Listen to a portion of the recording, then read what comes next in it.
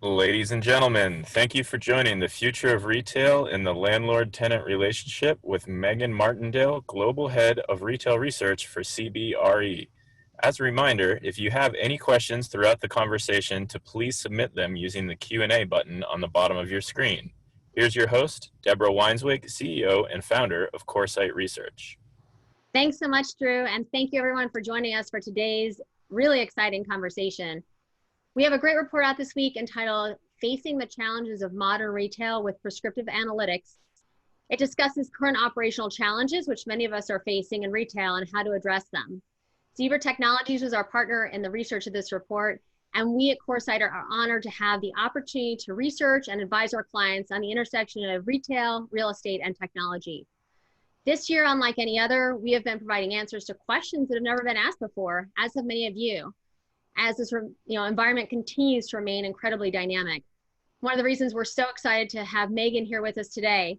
Meghann serves as the Global Head of Retail Research for CBRE. In this key thought leadership role, she generates industry-leading research, trend analysis, and insights affecting the ongoing evolution, and right now, revolution of retail. Applying her vast leasing and development experience, Meghann provides practical application of her research and thought leadership to portfolio optimization and value creation. She is an active member of the ICSC's North American Research Group, and she and I have had many active debates in this group together. Thanks for joining us today, Meghann. Great, thanks, Deborah. I'm happy to be with you. This is truly the hottest topic right now, the relationships that retailers have with their landlords, and what the future of physical retail looks like. I know you've been speaking to many in the industry. What are your thoughts in terms of how, where are we and where are we going, and how do we work together to get there? Yeah, and I think, look, it's so layered. I mean, there's so many different elements to this, but I think if I had one overarching statement, place still matters. Stores are still going to matter. I think that's incredibly sometimes difficult to keep at the forefront of our mind when we're seeing the shutdowns, we're seeing all the news around the e-com migration, during the retail closures, we're seeing now phased new closures and setbacks in the reopening. So it is easy to lose sight of, and it's easy to jump to the conclusion that, this is the final nail in the coffin in retail stores and everything's going to migrate online. But I think we've already seen a couple key elements to show that the store does still matter. It still matters to consumers. We saw a lot of pent up demand with consumers coming back into the stores upon reopening. And we also are seeing the store play a really new and vital role in terms of what retailers can do to meet the customer where they are, how the omnichannel works, and what the store's role is in e-com fulfillment, in addition to that store engagement and that store experience that has been the foundation of retail the last several years, but that we're certainly seeing changing amidst the pandemic and amidst consumers kind of pulling back with caution from being out shopping the physical environment. We're seeing very interesting and unique ways that retailers are using their physical footprint right now, right? Some are selling out of stores that are not opened, right? There's curbside pickup, buy online pickup in store, which continues to grow at a rapid pace. How do we think about the future of lease and rent structure? What's happening with some of the co-tenancy challenges? I mean, this is a lot to think about. But if we think about where we are today, how do we, how are landlords negotiating with tenants, especially as rents are, as leases are coming up for renewal and rents are due? Yes, I think there's a couple different elements. So, the first element has been obviously through sort of the triage phase, right, of the closures and rent deferrals while retailer stores were closed. And then what this reemergence has looked like, what the reentries look like as they've been reopening, knowing that a lot of that has been on reduced capacity. So we've been in this mode the last several months of, what is that short-term sort of agreement look like between landlords and tenants, and how are they working together to get through this? And certainly it's on the financial side of rents, right?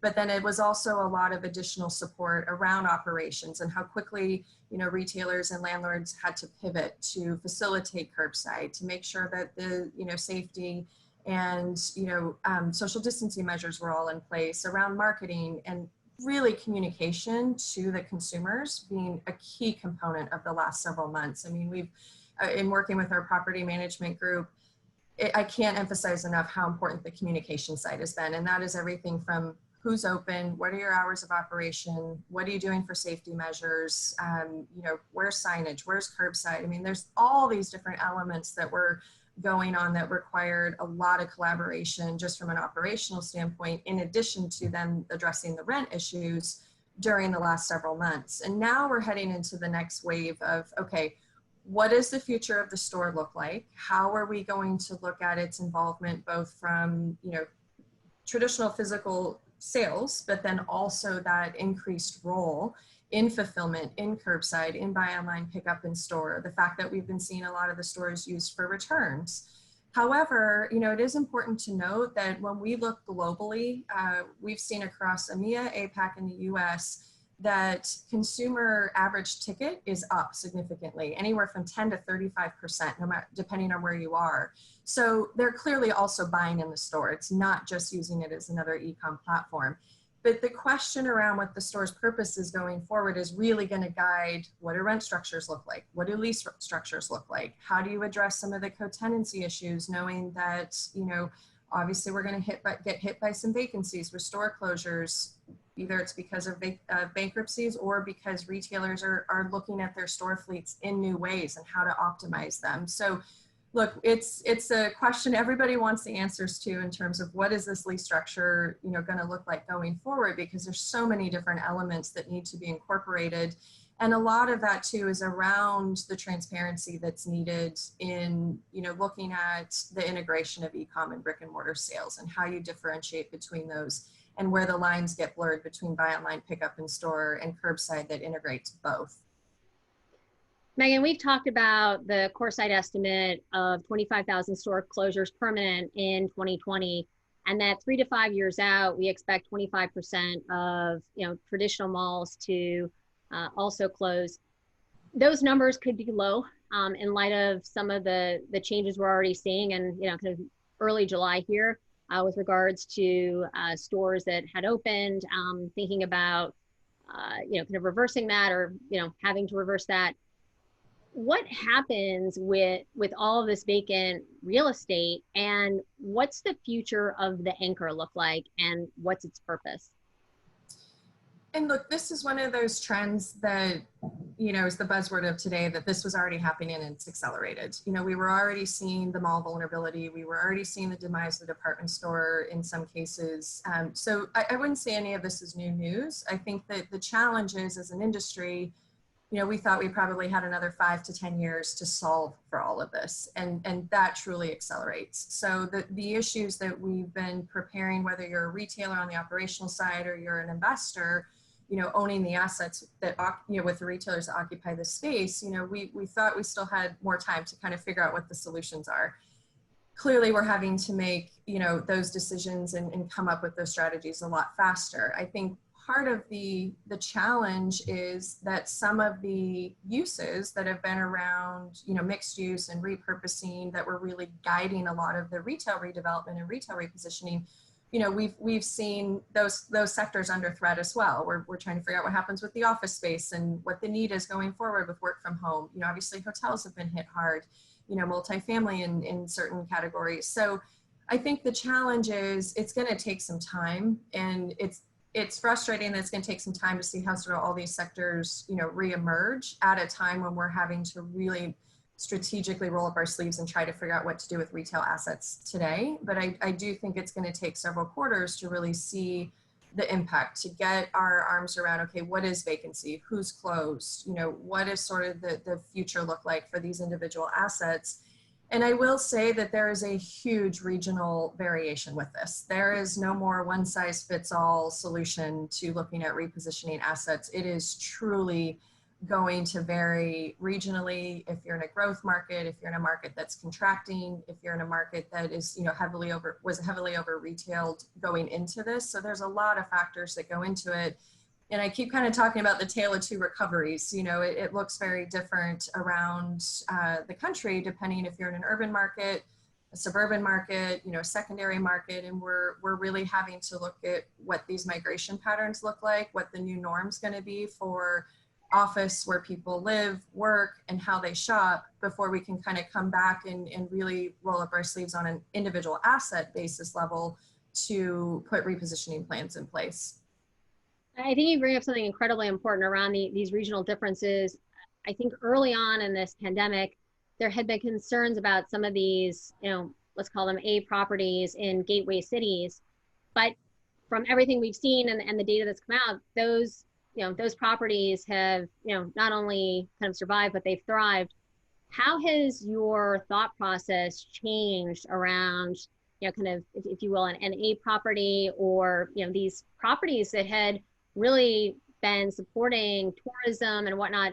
What have you seen, and what do you think we continue to see? I think there's a couple different dynamics there. So first off, you know, every conversation around retail now, you have to sort of separate out the different segments. So the conversation around what happens with grocery anchored centers is incredibly different than what happens with malls and, you know, tourism based entertainment and things like that. I think, you know, the grocery anchored segment has sort of been the darling of the industry the last couple of years, and this just, you know, takes it to sort of new heights, if you will. When you start getting into, though, the other asset classes, and you start to look at the malls, and you start to look at, you know, properties that are highly dependent on tourism, you know, I think part of the challenge is the A assets, as we would have defined them pre-COVID, you know, now have the problems that sort of the B and C assets had pre-COVID. We have vacancy exposure. Investors are going to have to, you know, there's a real lack of clarity around what rent rolls are going to be, both from vacancy, rent restructuring, lease restructuring, you know, what new deals are going to look like. So I still am a firm believer that the, you know, the A assets in great markets are going to still clearly serve a purpose, but I think there's going to be a big shift around how those are merchandised and what kind of reach they have. And we're also having to really look at how the markets are performing and reacting. So we were already seeing this big migration trend pre-COVID, and we just completed a study we'll be putting a report out on shortly about what we think the top markets are for recovery. And if you look at that, there's several that were sort of on the migration list before. They were seeing a huge influx from, you know, either millennials or baby boomers, combination of both. And, you know, some of those are only going to continue to grow and continue to accelerate. There are, however, some markets that we're going to see some reversal of that trend in. And, you know, those are the markets that you have some caution over, because you've seen these huge growth trajectories, but you've seen incredible economic impact in certain sectors that, you know, will slow that down in the coming years. And you know, we're probably, the recovery rate's going to change. We're probably looking at a 2 to 3 year recovery rate, and it depends largely where you are in the markets. We're both in New York City, so New York City is going to probably have a much longer road to recovery, given how, you know, hard we've been hit. And, you know, so all of those things come into play in terms of looking at, you know, kind of what the future is of these assets, where they're located, what was their merchandising mix before, and how is that going to shift coming out, and then what's happening with both the demographic trends and those consumer patterns. If we think about the purpose in terms of why many people go to the mall, right? It's, and that's potentially changing and will accelerate, but a lot of it had been right around entertainment, retailtainment, you know, kind of however you want to think about it. And much of that involved going to the movie theater, having, you know, kind of coffee or a meal. With the current challenges in this environment around all of that, how do those tenants who'd been paying rent or who had build outs done, what happens from here? I mean, that's the multi-trillion-dollar question in our industry, right? Well, think about how far I am down the list. There's a lot of them. Yeah, you know, I think I'll start with sort of where the challenge is and hopefully flip it to an opportunity. But, you know, I think part of the challenge is everyone's been highly focused on what trends have accelerated. And I'm very vocal about paying attention to what trends have reversed, because again, there's migration to e-com, mixed use redevelopment, you know, shifts in the mall and department store landscape. We all knew that was coming. Once again, it's just accelerating how fast we have to deal with it. Where I've been more concerned, if you will, through the effects of all of this is the trends that have been the driving force in our industry. And you mentioned them all: entertainment, F&B, fitness, health and wellness, you know, and this temporary stop in all of it, and how it's impacting those operators. And we're seeing, you know, many at-risk retailers in those categories who were healthy going into this, but because of the full shutdown and, you know, now kind of these rolling risks of future shutdowns, you know, they've been impacted hard. And I think I think eventually that all starts to come back. But the challenge is, okay, what does this reemergence look like in this environment? How do we get people comfortable coming back into dining out? What happens with the movie theaters? What happens with the gyms? You know, these are the concepts that honestly, I spend the most time really rolling up my sleeves diving into, because this is where I think we have the most risk. These are the types of categories that we were really banking on for retail, and we merchandised around the last several years, and there's going to be a big shift in that. And, you know, we have to acknowledge that there's going to be some fallout. I do think health and wellness, especially when you look at, you know, all of the medical and healthcare and how proactive people are being around that category, I think that continues to thrive. I think we'll have to look at how that operates and, you know, look at new concepts, but we're seeing a lot of growth and a lot of early growth coming back out of it in that category. I think fitness is going to be, you know, obviously challenged just because of the way it's operated traditionally. So that's going to come down to, you know, how it's operated, who the operators are, you know, and what kind of happens here the next 12 months. I think we will have to look at a lot of repositioning for some of the entertainment space, but I don't think that goes away. I think it comes back. I think it's just, unfortunately, it's a longer recovery time than you're going to see with, you know, soft goods or fashion and some of the other more static categories. Meghann, as I've thought about kind of, you know, what the ideal mall is, right? And have talked to many, you know, this idea of kind of live, work, play, right? I can get my dry cleaning done. I can get my shoes fixed. I can, you know, kind of drop my kids off to go, you know, kind of play amongst themselves in some kind of, you know, facility. Maybe I can hop in and take a workout. But this idea, right, that there's an opportunity to spend more of your time at a mall. And, you know, potentially the anchors start to evolve, right? Maybe we see grocery, you know, we bring the drugstores back to the malls. But, you know, if we were to all kind of probably sketch out what would be right for each of us, I assume it's somewhat similar. This idea of, can we do everything in one location, right? This idea of we're all time constrained. How does this idea, that opportunity we have right now is to rethink the purpose of the mall? I mean, you know, some out of necessity and some out of opportunity, but how does that come into play? And how do you think about this, you know, lifestyle centers, town centers, but in more of a traditional mall? Yeah, and I think there's two big topics around that, or two big trends. So first off, we are seeing globally that consumers are more comfortable returning to outdoor shopping environments versus enclosed malls. And so while we have seen certain malls who've been off the charts with traffic coming back when they're the dominant retail, you know, environment in a trade area, so it's not to say that the traffic is not coming back to the malls, but we have seen a stronger recovery overall in the outlet centers, the lifestyle centers, the town centers, and that. So I think there's a component there, and we're again already seeing this happen, but I think we'll see it more. You know, when you're looking at the malls and you're looking at the need to reposition some of these department stores and anchor locations, is there an element to create an open air environment? Is there an element to create a town center piece of it? And again, that's an acceleration. You know, I think the other key component that is really consumer based, and that again, we're seeing this globally, it's this idea of, you know, patriotic shopping. Consumers are sticking much closer to home. They're not making the big long treks to go visit, you know, these big retail, you know, sort of the mega mall or the big regional centers.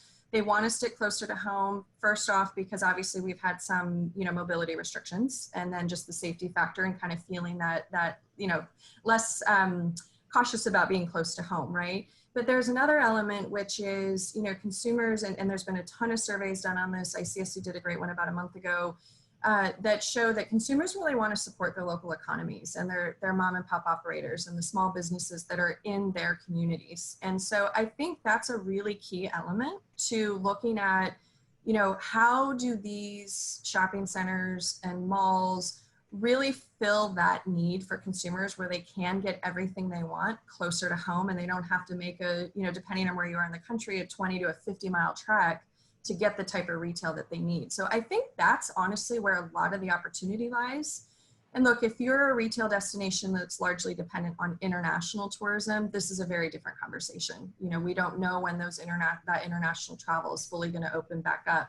But when you look at domestically and, you know, until the recent spikes that really kicked in 2 weeks ago, you know, we were seeing a lot more domestic mobility and people, the idea of the staycation and people kind of, you know, staying in their home states or staying, you know, regionally close and spending those dollars in hospitality and retail in those markets. And I think that's where the big opportunity is going to be. You know, we've been all about globalization the last few years, and now we're sort of contracting back into a very, very localized environment. But if a shopping center owner and a retailer can really tap into that, there's huge opportunity to capture that customer who's going to be, you know, sticking closer to home for the foreseeable future versus off, you know, traveling the world. I mean, as we think about capturing this customer, you know, the in-store experience, the mall experience, it has been really critical. And we've spoken to many retailers who said, right, if they could wave a magic wand with the investments that they've made in stores and in-store technology over the past 18 months, they really wish that they had started to spend that on e-commerce and last mile. If this thought process continues, what happens to the stores and the purpose of the store, the role of the store? Like, what is the store of the future?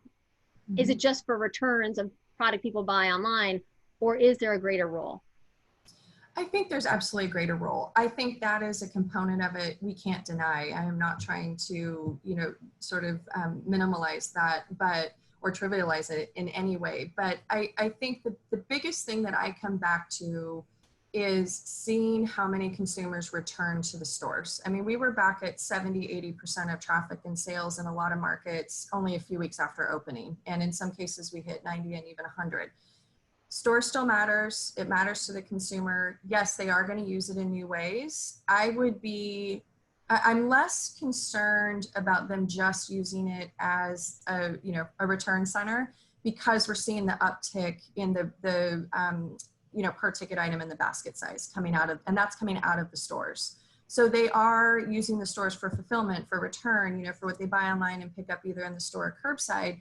But while they're there, and again, this is because we've had the shift to much more intentional kind of purposeful shopping. I'm going on a mission, right? I'm not going to just necessarily go cross shop and window shop as much as I used to, but I'm hitting these stores. Here's a list of what I need. And oh, by the way, when they're there, they're seeing that impulse buy, you know, that they haven't seen. So I think the store still matters. I think what we are really seeing retailers do is reevaluate how does that store role sort of transition and evolve from, okay, this is purely sort of experience-based and this emotional connection, to how can consumers conveniently and effectively use the store to fulfill that, you know, those purchases, whether they come from the store or whether they come from online. And, you know, we were talking about this heavily pre-COVID. We've been moving towards a better integration of brick and mortar and e-com. We've been sort of e-com versus brick and mortar for many, many years. And now we were, you know, even pre-COVID, we were looking at the need to really create a more seamless business model. And now we see it even more, because we know that even with this huge surge in online spending through COVID, you know, it didn't offset the sales lost from the physical store. And so we're starting to kind of recapture some of that, you know, as the stores reopen. I think retailers going forward are really taking a pause to reevaluate, yeah, where's my CapEx going? Most retailers, you know, or many retailers are putting expansion of new stores on hold until they take a step back and say, okay, let's figure out how to optimize our current fleet. Are we reaching consumers in the right markets and in the right locations? And how do we spend the dollars on that integration versus a very, you know, clear delineation that we've seen in the last several years between I'm putting these dollars towards e-com versus I'm putting these dollars towards a store experience. And we have to see that kind of come together in a more, you know, functional and fluid way, both from an operational standpoint and then a financial standpoint. I mean, I personally have always been a huge fan of the physical footprint because it allows retailers to tell their story and to share new ideas with customers, and also to start to, you know, do more placemaking. However, as we're seeing this real acceleration, right? It's like we hit the acceleration button in terms of e-commerce. How, as a landlord, do you think about the rent structure when maybe the stores are the inspiration for the consumer then converting to online? How do the metrics work out, and just what's the overall thought process? And it's the probably number one question these days. And we were already exploring this before all of this. So again, you know, it's one of the issues that now has become, you know, front and center. I think the challenge is, you know, we used to just measure store productivity just on those sales. And now we have a complete, you know, on the physical sales, and now we have this complete blurring of the line. So if I'm a landlord and I have a retailer, you know, who has an e-com platform and has stores in my center, and, you know, we're supporting that retailer with curbside and how that operates and marketing behind it and communication behind it, I want to get credit for those sales that are bought online, picked up in the store, or picked up via curbside, because the real estate is playing a valuable role in the retailer being able to, you know, execute on those sales. And it is the big question right now of how do we measure it, you know, and how do we incorporate that into leases? And part of the challenge, candidly, is just how retailers even delineate between those sales. You know, some retailers are very sophisticated and can say, yeah, you know, we can track e-com sales versus brick and mortar sales and see where that overlap happens. There are a lot of retailers that surprisingly don't have that sophisticated of a model. If it's bought online, it's an e-com sale regardless of where it's, you know, picked up. If it's bought in the store, it's registered to that store. So part of the transparency with landlords and how to restructure these deals comes back to sort of the retailer operations side of how do we get greater clarity around registering what the real estate value is in those e-com sales. And, you know, this is going to require literally an overhaul, you know, complete sort of, to use your word, revolution, not just in how the deals are structured, because the first step in that is being able to quantify it. And there's not, I wouldn't say there's many, you know, retailers who have been able to successfully quantify how that bifurcates. And that's the data and the information that we need so we can see how those stores are participating, and that the landlord does have participation in the sales that they're helping to generate, even if it originates online. I mean, not to add to already a tough question, but we hear, right, from many that the reason that they purchase from said retailers because they know that they can return, in a physical box. So there's also that, right? I mean, that's, intangible really, but how do you kind of account for that as well? Or how do you think through that? Well, and that's part of the problem. So if I put my landlord hat on, I'm not getting the benefit of an e-com sale that was picked up in store, but I'm getting the penalty if that was returned in store. And that needs to get fixed, and believe me, I wish I had the solution to share with everyone today. This is how we do it. I don't have that today, but that is a huge issue because it's been a double-edged sword. If you look at it from the landlord perspective, you're not getting the benefit of the sale, but you are getting penalized, even if that initial store had nothing to do, even if that store had nothing to do with the initial purchase. They could have bought it out of state and gotten home and they're returning it into that store. And there was no credit, for anything that was generated from the positive sales side e-com. So that is, one of many things that I think are the foundation of our industry that we're going to need to see, fairly rapid and big overhaul in, because those are the elements that then come together of, okay, how do I structure my leases? How do we look at rents going forward? We need that information and that transparency and that collaboration. And look, it doesn't happen overnight and everyone's trying to figure it out. This has certainly accelerated the issue, but it's also, I think, making everything very evident of how important it is to be able to delineate going forward as we're seeing greater integration with industrial side and, the e-com and then the physical retail side. So we're hey, it's nice to get excited about, kind of the future of retail as we think about even in 2020, we've got back to school, we have holiday. Are there ways for landlords, in light of some of the challenges around kind of physical, large groups of people congregating, how can they kind of celebrate, right, some of these, and we've got many holidays, right? We've got Thanksgiving and we've got a Halloween and many in between, but are there ways for them to use their outlots, their out parcels? Are there ways to kind of generate excitement from the consumer and honestly from the retailers too? What are the ways that we see this collaboration continuing to really evolve? Yeah, and I think you hit it. A lot of it is around programming and marketing, and I will say how we're redefining events. You think about the large scale events that used to happen, on site, but you think of Santa and you think of all these big, holiday fairs and things. And so I know that from an investor side and a property management side, it's a big question of how do you create that excitement? How do you support the community? How do you support your retailers, but you still do it in a safe way? So we're seeing a lot of really creative, cool things be born out of, combination of physical and VR events, micro events that are much more, sort of tailor-made to specific consumers or the communities that they're in versus these large scale events. And I think that's, part of the beauty of the innovation and the sort of ingenuity that's going to come out of this, because we have a lot of brilliant people in this industry. And, the creativity that we're seeing, even just with our property management group who I work closely with, I mean, they're doing incredibly creative, innovative things that probably would have done already or figured out in time, but they really just created that need. And, how do you re-engage with that consumer, bring them back into the community? But the big key is how do you also do it while giving them the comfort that you're doing it in a safe way, that you're respecting their caution and their concern in this interim period we have through the reentry, but that you're also still creating that buzz and that excitement and that reason to come back into the retail environment. Great. So we have a few minutes. We have a lot of questions from our attendees. I'll dive into a few of them. They're all excellent. Thank you for asking. If we look at this wider shift or wider divide between smaller town versus urban Main Street retail, what does that look like, and how do you see things changing?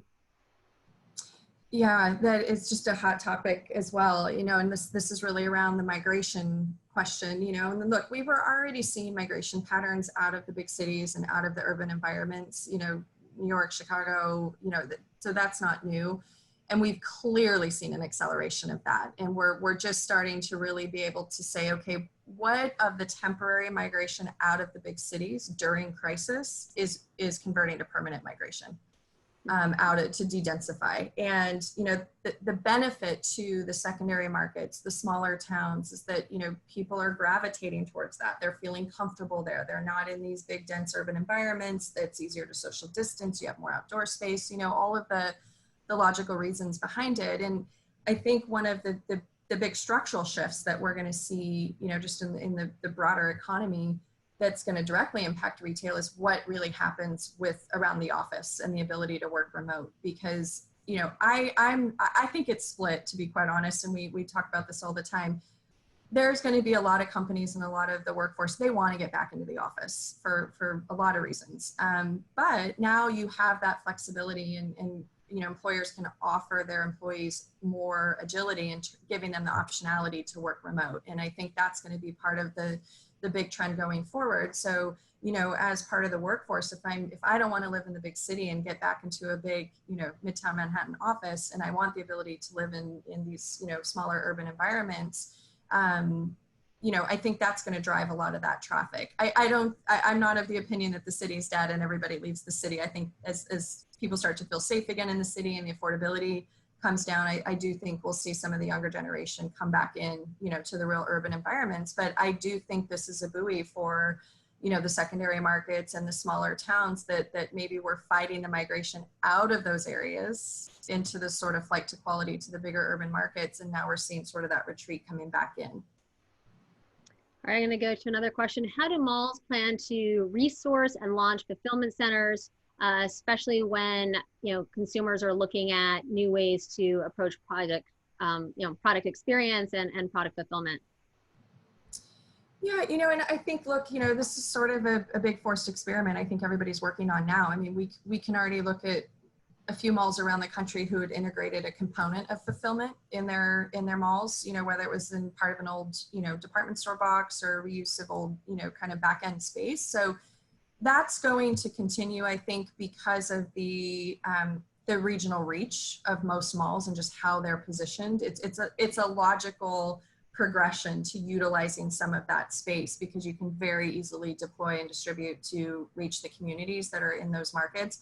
But again, I think at the risk of sounding a little vague on it, I think you really have to look at it on an asset by asset basis. I don't think the top malls in the country are going to convert to fulfillment centers. Absolutely not. I think they're going to, find new ways to adapt and sort of re-merchandise components, and they're going to continue to stay strong.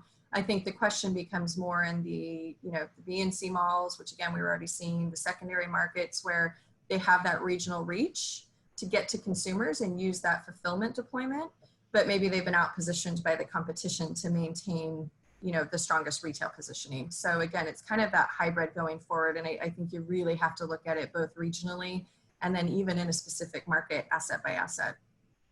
All right, last question. It's tough to pick from all these great ones. How do we think, right, D2C had significant amount of interest in going into the physical world. Do you think that there is, as there's amazing assets up for grabs, do you think that they're thinking about that to do that faster right before the holiday season, or is there a longer term kind of let's take a step back and rethink our physical footprint? So it's a great question. I think there's sort of two answers. I think the holiday season is going to be very interesting this year. We don't know what economic conditions going to be. We don't know where we're going to be with the virus. We don't know if we're going to be back shopping retail in droves, or unfortunately, if we're still struggling with these sort of waves, it could largely be more online growth this holiday season. So I would kind of separate it out. I think this holiday season, it is going to be so key for retailers to capture every possible sale. I think they're going to deploy on all levels, if it's through the physical store, if it's through online, and then of course that sort of hybrid. I think longer term, there's a significant reevaluation going on between that customer reach. And so it's not just physical versus e-com, but then you look even through e-com, is it, who am I working with in terms of the marketplaces, the direct to consumer, the wholesale brands, so there's a lot of layers to that I think, the retailers that we talk to are really having to reevaluate where they have the most operational efficiency, where they can preserve the best margins, and where they can generate the most sales through all of those different, various platforms. And even now, as we're getting more into live commerce and social commerce, all of these new, new sales, point of sales. And so I think, I think holiday will probably shape a lot of how that looks going forward, but then it'll be a big push for sort of re-engineering all of that and what it looks like next year. Absolutely. Meghann, I could ask you questions all day, but our time has come to a close. Thank you so much for joining us, and for everyone that tuned in, and for all your great questions. We hope to see you on our next conversation with Placer AI on Thursday at 10 a.m. next week. We'll be discussing really kind of taking this conversation and kind of looking at the next level of what happens in the recovery. Will it be a retail turning point or return to status quo? As a reminder, this and all previous webinars are available on our website to rewatch. Thanks so much for joining us. And Meghann, thanks again. This is an amazing opportunity for all of us. Thank you so much. Take Be care. well. Bye-bye.